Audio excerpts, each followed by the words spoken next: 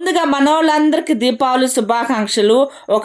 అప్పుడంటే ఎప్పుడు నేను చిన్నపిల్లప్పుడు దీపావళి పండగ అంటే నెల 2 నెలలు ముందరే ఒకటే శబ్దాలు టపాసులతోటి.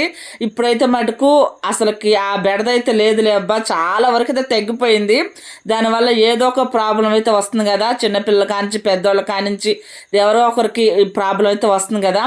చాలా వరకు అయితే తగ్గిపోయినాయి అబ్బా, ప్రశాంతంగా అనిపిస్తుంది నాకైతే మటుకు. నేను చిన్నపిల్లప్పుడు కూడా పెద్దగా ఎంజాయ్మెంట్ చేసిందంటే ఏం లేదు. మా నాన్న ఏమైనా కొవ్వొత్తులు తెస్తే అవి వెలిగించేదాని అనమాట. అదే క్యాండిల్స్. ఇప్పుడు వాళ్ళకి అర్థమైతే లేదు, నేను మరీ అచ్చమైన స్వచ్ఛమైన తెలుగులో మాట్లాడుతున్నాను. ఇక నా మతాబులు వెన్న ముద్దలు అని ఉంటాయి, అవి కాలుస్తుంటే అసలు శ్వాస నాకు ఎట్లనే అనిపించేది. నాకు పెద్దగా ఇంట్రెస్ట్ అంటూ ఏ ఉండేది కాదు. సాయికి ఈ సంవత్సరం ఏదో మంచి దెయ్యమే దూరింది ఒంట్లోకి. టపాసులు ఏం వద్దమ్మా డబ్బులు ఎందుకు వద్దా ఖర్చు అంటున్నాడు. పర్వాలేదు.